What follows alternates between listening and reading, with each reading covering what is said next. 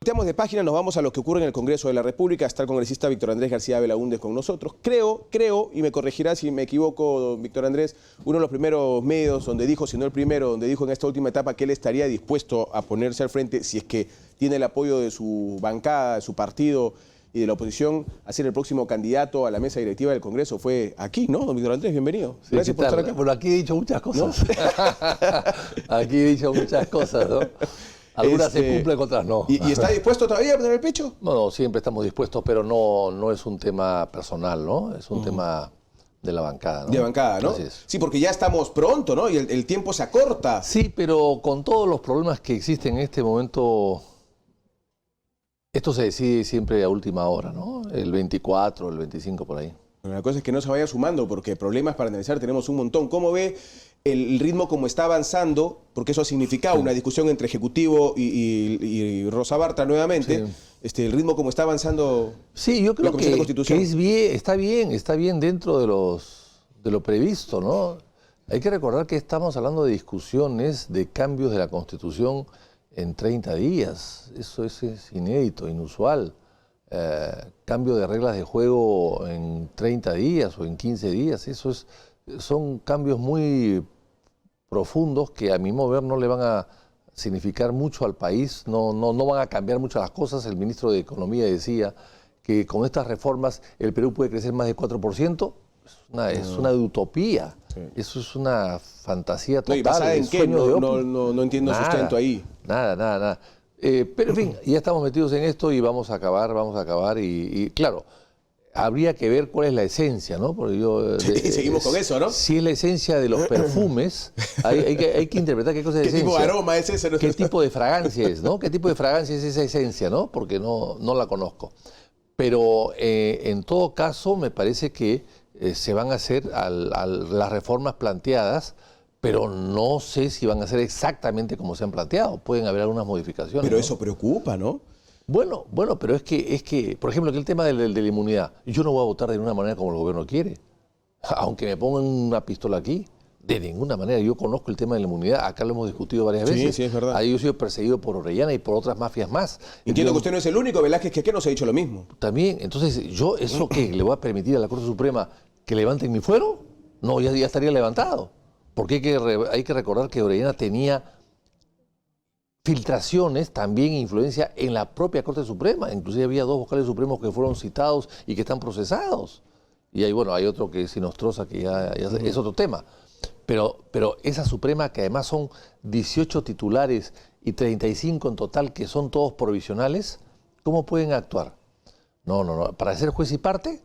Y además puede haber una cosa que dijo ayer Aníbal Quiroga que me pareció una observación interesante.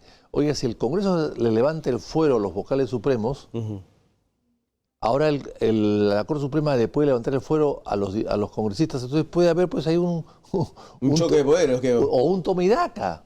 Yo no te levanto aquí, bueno. yo no te levanto aquí y tú no me levantas allá. En nuestro país de las maravillas se puede ver muchas cosas. En el Perú sucede cualquier cosa. En el Perú los chanchos vuelan. En el Perú los hechos vuelan. Entonces, bueno, eso lo dijo Aníbal Quiroga y me pareció una observación interesante en un momento complicado como estamos y con cuestionamientos a las instituciones del Estado, sobre todo a la justicia en el Perú. Sí, pero lo que a mí me preocupa, don Víctor Andrés García Belaúnde, está bien, usted tiene sustento y tiene sus razones. Me preocupa qué vaya a pasar después de eso, es lo que me... Porque ya no estamos para inestabilidades. Ya. Bueno, pero ayer, por ejemplo, yo hice a mi colega y amigo Gino Costa, le hice una pregunta que no supo contestarme.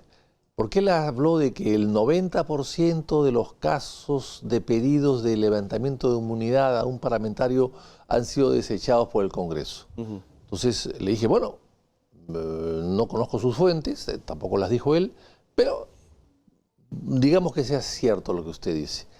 ¿Podría decirme de ese 90% cuánto por ciento de esos pedidos de solicitud es por asuntos vinculados a hechos delictivos previos a la función?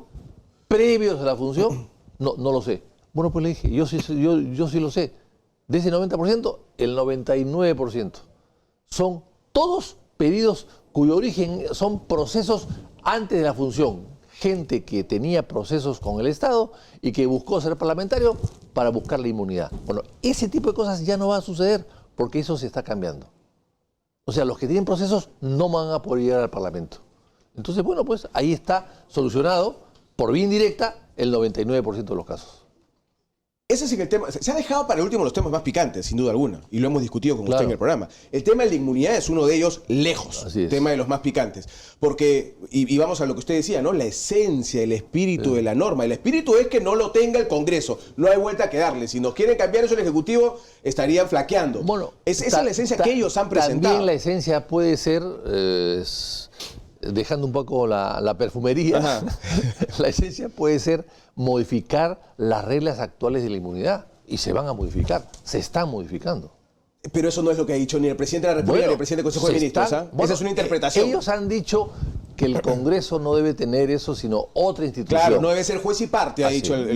Bueno, hay muchas soluciones, pero la solución más certera es que se elimine la posibilidad de los que tienen procesos puedan postular al Estado. Nada más. Y con eso se elimina el 99%, porque que te levanten el fuero. Yo hice una relación de los que le han levantado el fuero, porque acá la gente recurre a los que no le han levantado el fuero, que son procesos, el 99% de los casos, anteriores a la función. Pero hay que recordar a los que sí levantaron el fuero, por delito de función me refiero, de función. A un congresista que mató a una persona borracha en el Cusco se le levantó el fuero. En los años 30, un famoso diputado, González Orbegoso, que mató a una persona en la calle, también se le levantó el fuero. Al señor Manuel Ángel del Pomar, que se le encontró en Suiza, no en el Perú, cobrando un cheque de un banco, pero que era una cuenta congelada de un narcotraficante, se le levantó el fuero. O sea, hay muchos casos de levantamiento de fuero. Torres Caya, el tema de un tal Rivera que se opuso a la intervención policial en su domicilio en los años 80. O sea, realmente... ¿Existen casos? Sí, muchísimos casos. Esos casos hay que rescatarlos. En el principio del siglo pasado... ¿Y estamos en condiciones de que podamos decir que nuestro Congreso va a tener un comportamiento siquiera similar?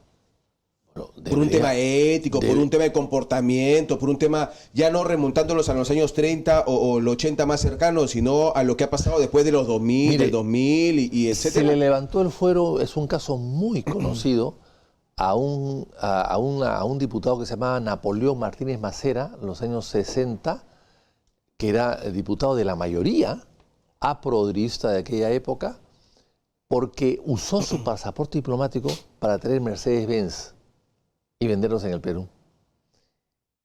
¿Para qué? Para con ese pasaporte diplomático conseguir un descuento como diplomático en la propia casa Mercedes-Benz en Alemania. No era para evitar impuestos en el Perú necesariamente, era para conseguir descuentos en Alemania. Sin embargo, se le levantó el fuero siendo él de la mayoría. Pero repito, estamos hablando de la época del APRA 1. Sí, Yo le estoy hablando de este Congreso. Bueno, ya no pongamos este Congreso. Bueno, pongamos el anterior, o tal vez el anterior al anterior. Pero en el APRA 1 se levantó el fuero a Manuel Ángel del Pomar, que había sido presidente de la Federación de Abogados del Perú, etcétera. Que había sido Pero cuesta decir que este Congreso puede tener una actitud similar, ¿no? Bueno, es que no ha habido casos tan emblemáticos en funciones. O sea, los casos que estamos viendo son casos fuera de la función, antes de la función parlamentaria. Sí, pues, déjeme ir un corte, congresista, y regresamos para analizar, porque aparte de la inmunidad, que ya ven ustedes qué picante está, se va a tratar el tema... Yo lo que insistiría, más que en el mantenimiento de la inmunidad, es en modificar la comisión de ética. Eso para mí es más importante, porque son cosas menores, no es el gran delito, pero que son cosas que afectan mucho la imagen del Congreso. También, a mí me preocupa cuando ética se mete en cosas que no son de ética, sino más bien que son cosas penales, que eso se podría dividir también. Vámonos a un corte, rapidito, porque hay otros 3 temas que se van a ver en la Comisión de Constitución y a ver si respetan el espíritu o no respetan el espíritu, el aroma, la esencia, qué sé yo. La fragancia. La fragancia. Son cosas, hablando de lo que puede ocurrir en el Congreso de la República en estos días. Miren, estamos 18, el Pleno solo ha visto un tema de reforma, le faltan 5. Entiendo que hasta mañana viernes la Comisión de Constitución se ha comprometido en entregarlo todo y en el próximo Pleno se van a tocar estos temas, se tiene que tocar el tema Chávarri, yo no sé si tiempo va a haber, algún pleno extraordinario se irá a formar por cuestiones de tiempo, no lo sé. Pero hay otros temas también que se están peleando. No, a ver, se ha aprobado uno, Ajá. pero los 5 ya están siendo debatidos ya. En la Comisión de Constitución. Sí, así es, sí es. Pues tiene que llegar al debate del Pleno. La ventaja es que como hay una especie de receso parlamentario, es la única comisión que funciona y todos asisten a ella. Entonces todos participan en el debate. No votan, pero participan en el debate y además están todas las bancadas presentes. Entonces va a ser mucho más fácil luego eso aprobado, y si es aprobado con consenso con mayor razón, que se pueda aprobar rápidamente en el Pleno, ¿no? 1 o 2 días de Pleno me parece que se aprueban 5 o 4 proyectos sin ningún problema. Hay días que en un día se aprueban 8 o 10 leyes en el Pleno, en todo un día. Entonces, ¿por qué no se pueden aprobar 4? Porque estas son más polémicas, ¿no? Sí, pero están más debatidas también, ¿ah? Sí, yo lo que creo, a ver, bueno, a veces soy un poco mal pensado, no piensa mal y acertarás, me dijeron alguna vez en política, pero teniendo la oportunidad de la pantalla, todas las cámaras vamos a estar, porque es nuestra obligación estar en el Pleno, todos van a querer debatir cada instante y pelearse y lanzarse pullas y gritar y decirse, y esto para cada una de las reformas va a ser un escándalo. Ese es inevitable, lamentablemente, ¿no? Ese es el ser humano. Sí, claro, por eso digo que no sé si alcance para votar los 5 temas. Los que más ¿no? necesitan publicidad son los que menos se les conoce. Sí, y no solamente los que menos se les conoce, sino que creo yo, con todo respeto para los parlamentarios, los que menos autoridad moral tienen para Muchas hablar, ¿no? veces. Tienen toda una colaza de por medio y salen a insultar y a reclamar, pero en fin. Yo le decía, por ejemplo, se va a ver el tema de paridad y alternancia. ¿Cuál es su punto de vista con respecto al tema de paridad y alternancia?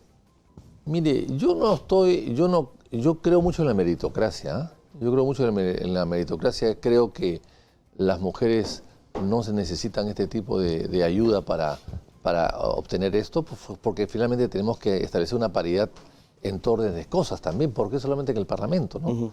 ¿Por qué no en los ministerios, en las Fuerzas Armadas, en la Presidencia de la República?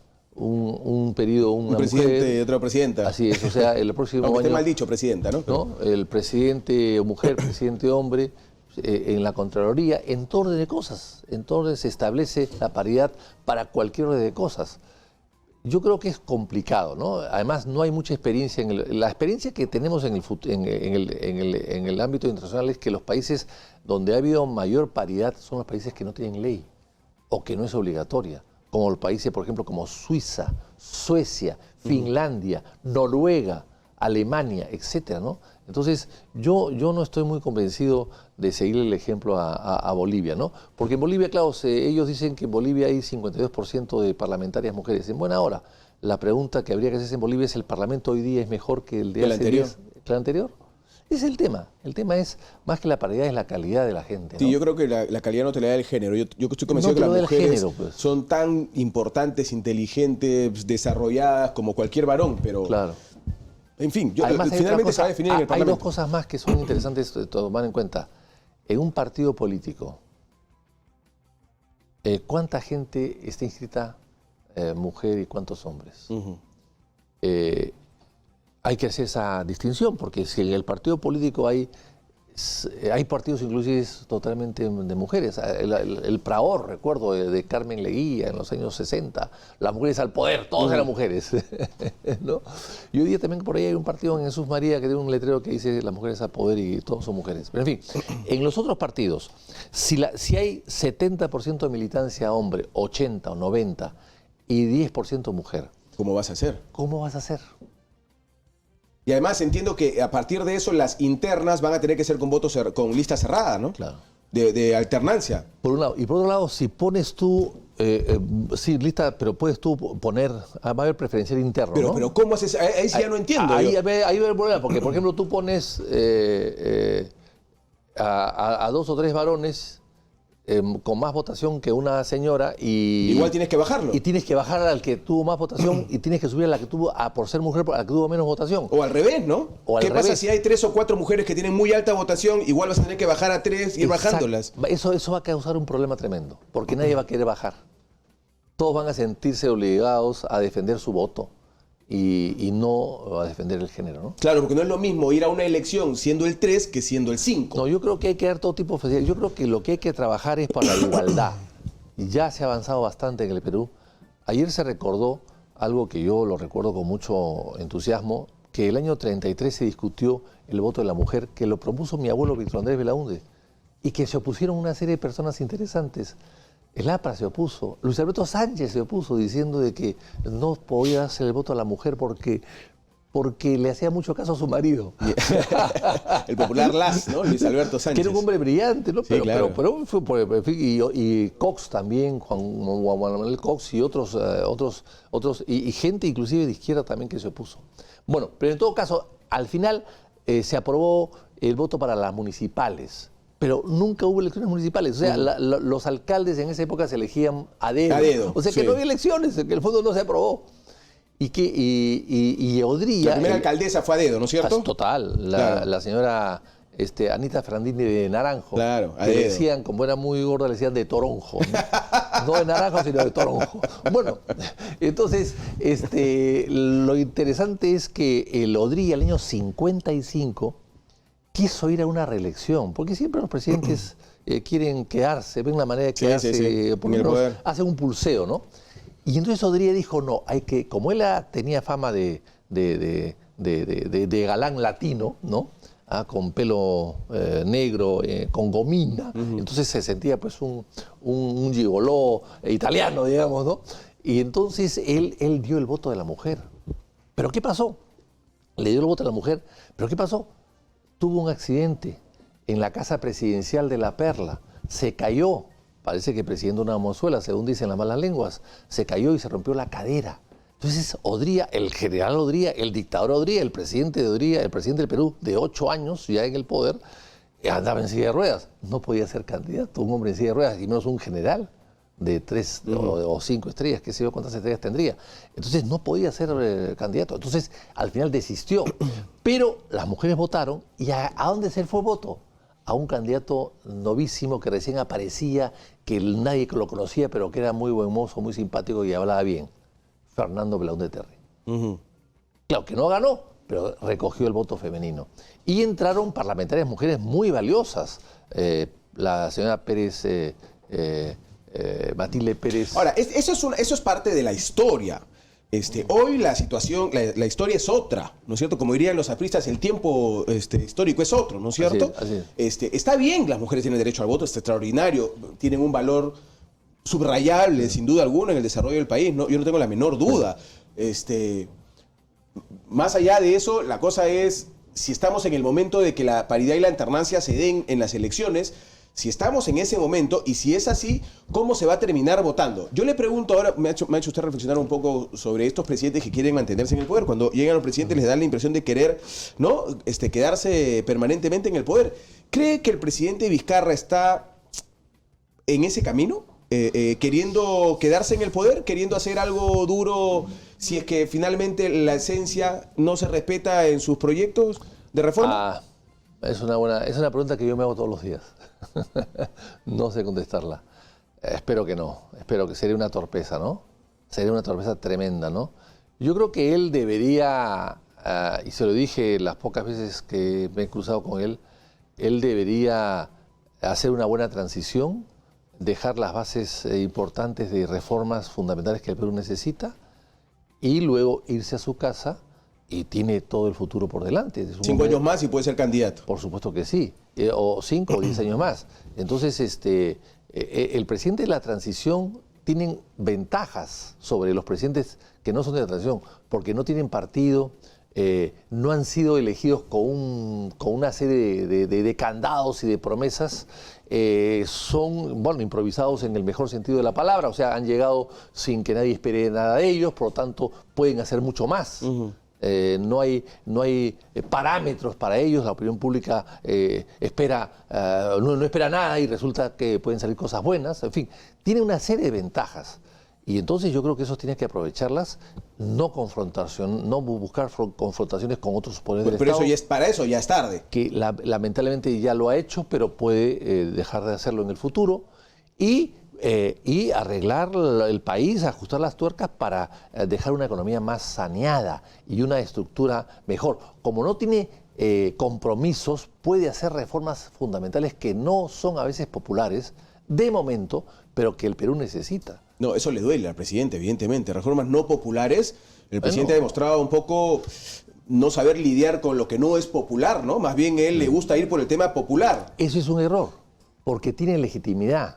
No es un presidente necesariamente de facto. Algunos podrían pensar eso, pero no lo es. Es un presidente elegido por el Congreso dentro de una sucesión presidencial constitucional. No es un presidente de facto, no ha entrado por un golpe de Estado. No, sí, claro. Entonces, tiene legitimidad para hacer realmente grandes renovaciones. Y si se baja el Congreso el 25 o el día que, si esto ocurriese, estoy yéndome un paso más adelante, ¿sí podría ser un presidente de facto? Yo no sé qué artículo de la Constitución le permitiría hacerlo. Yo creo que si hiciera el Congreso antes del 28 de julio tendría que dar su discurso en la Plaza de Armas o en la concha acústica del Campo de Marte, no sé a dónde.